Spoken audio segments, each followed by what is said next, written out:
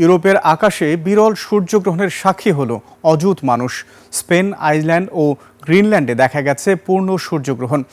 অন্যদিকে যুক্তরাজ্য সহ ইউরোপের অনেক জায়গায় দেখা যায় আংশিক সূর্যগ্রহণ। হঠাৎ দিনের আলো কমে অন্ধকার নেমে আসে চারপাশে। মহাজাগতিক এই দৃশ্য মুগ্ধ করেছে দর্শনার্থীদের। বিস্তারিত নীলাদ্রি ফারহানার রিপোর্টে। Lily whipped shea mystic glowing body wash, secret to ultimate glow.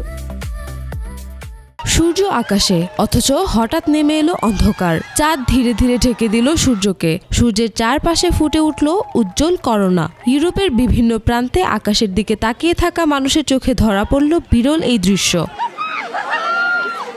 এই দৃশ্য দেখতে বিশ্বের নানা প্রান্ত থেকে ইউরোপে ছুটে আসেন পর্যটকরা। স্পেনেই প্রায় 60 লাখ মানুষের সমাগম ছিল। সূর্যগ্রহণ ঘটে যখন সূর্য ও পৃথিবীর মাঝখানে চলে আসে চাঁদ। তবে এবার চাঁদ পৃথিবীর তুলনামূলক কাছে থাকায় আকাশে এর অবস্থান পুরো সূর্যকে ঢেকে দিতে সক্ষম হয়। আর এমন নিখুঁত অবস্থান খুব কমই তৈরি হয় বলেই এই পূর্ণগ্রাস সূর্যগ্রহণ এত বিরল। এদিকে সূর্যগ্রহণের সরাসরি দেখা পেতে আকাশে উড়ল বিশেষ আইবেরিয়া ফ্লাইট। মাদ্রিদ থেকে উড়ে পালেন্সিয়ার কাছে অবস্থান নেয় বিমানটি। চাঁদ পুরোপুরি সূর্যকে ঢেকে দিলে আকাশ থেকেই পূর্ণগ্রহণ দেখেন যাত্রীরা। আমরা যে দৃশ্য দেখেছি তা সত্যিই অনন্য। এত উঁচুতে বিমানের ভেতর থেকে চারপাশের নীরব মানুষের মাঝে সূর্যগ্রহণ দেখা রাস্তায় দাঁড়িয়ে চশমা দিয়ে দেখার মতো নয়। আকাশ থেকে এই দৃশ্য দেখার অভিজ্ঞতাই ছিল সম্পূর্ণ আলাদা।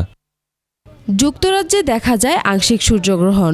দেশটির বেশিরভাগ এলাকায় চাঁদ সূর্যের প্রায় 90% ঢেকে দেয়। কর্নওয়ালে এর হার ছিল 95%। প্রায় 30 বছর পর এমন নাটকীয় গ্রহণ দেখতে মেঘলা আকাশ উপেক্ষা করেও বিভিন্ন স্থানে জড়ো হন মানুষ। 1990-এর দশকে একটি সূর্যগ্রহণ দেখেছিলাম, কিন্তু সেদিন আকাশ মেঘলা ছিল। তাই আজকের অভিজ্ঞতাটা ছিল সত্যি অসাধারণ। আকাশ একদম পরিষ্কার থাকায় এবার প্রথমবার সূর্যের করোনা দেখতে পেলাম। দৃশ্যটি সত্যিই অবিশ্বাস্য ছিল।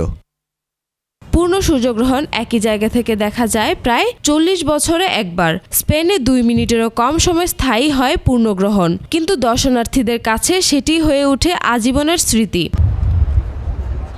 2026 থেকে 2028 সালের মধ্যে বিশ্বজুড়ে আরও 3টি পূর্ণ সূর্যগ্রহণ দেখা যাবে। তবে যুক্তরাজ্যে পরবর্তী সূর্যগ্রহণ দেখার জন্য অপেক্ষা করতে হবে 2090 সাল পর্যন্ত। Niladri Farhana, desk report, 21 television.